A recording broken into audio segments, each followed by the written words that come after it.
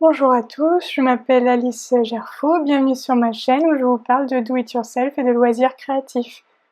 Aujourd'hui, je vous laisse découvrir ou redécouvrir la technique du point noué grâce à mon tapis géométrique.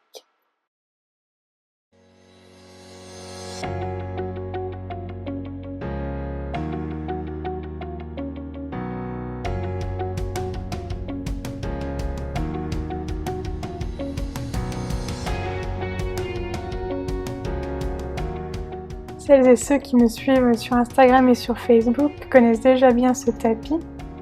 J'ai mis 4 mois à réaliser ce tapis de janvier à avril 2019 et je vous en ai beaucoup parlé.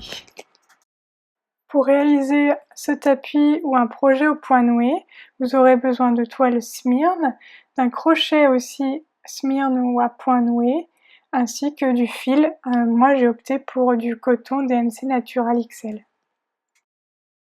Alors je n'ai malheureusement pas filmé pendant la réalisation de ce tapis parce que je n'avais pas en tête à l'époque d'ouvrir une chaîne YouTube. Par contre, je vous ai filmé les 3 étapes clés, c'est-à-dire 1. Comment couper les fils tous de la même taille, 2. La technique du point noué, et puis les finitions pour que votre tapis soit tout joli.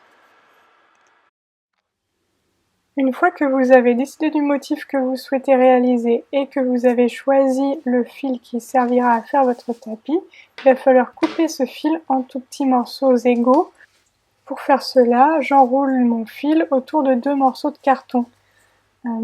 Pour faire des morceaux de 8 cm de long, ici j'utilise un carton de 8 cm de large et ensuite je recoupe mon fil en le divisant en deux. Mais vous pouvez aussi partir sur un carton de 4 cm de largeur et comme ça vous n'aurez pas besoin de recouper. Et ensuite je coupe, donc c'est un peu comme les pompons, on coupe entre 2 morceaux de carton, on met la lame de ciseau entre les 2 morceaux de carton.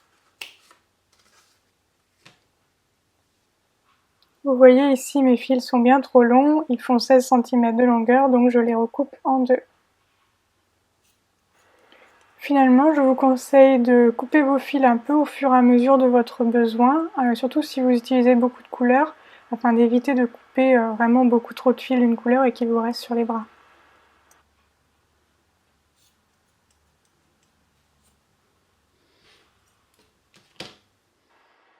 Alors vous allez voir, la technique du point noué, c'est très simple. On commence par enrouler notre fil autour de notre outil, et ensuite on passe le crochet dans la toile.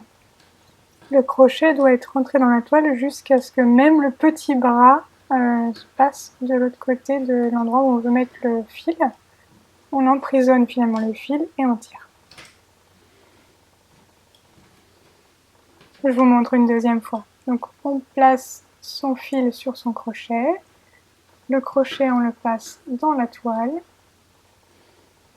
en dessous puis au-dessus, jusqu'à ce que le petit bras aussi passe. On emprisonne le fil et on tire. Une fois que vous avez fini vos points noués, il est temps de faire les finitions et donc de rabattre la toile derrière et de la coudre. J'ai utilisé du fil de chêne pour métier à tisser parce que c'est assez solide et j'ai cousu tout autour du tapis en rabattant le surplus de toile vers l'intérieur. Vous savez désormais tout sur la réalisation de ce tapis, vous pouvez vous aussi vous lancer. Alors je vous conseille peut-être pas de faire un tapis aussi grand que le mien parce que ça prend quand même pas mal de temps.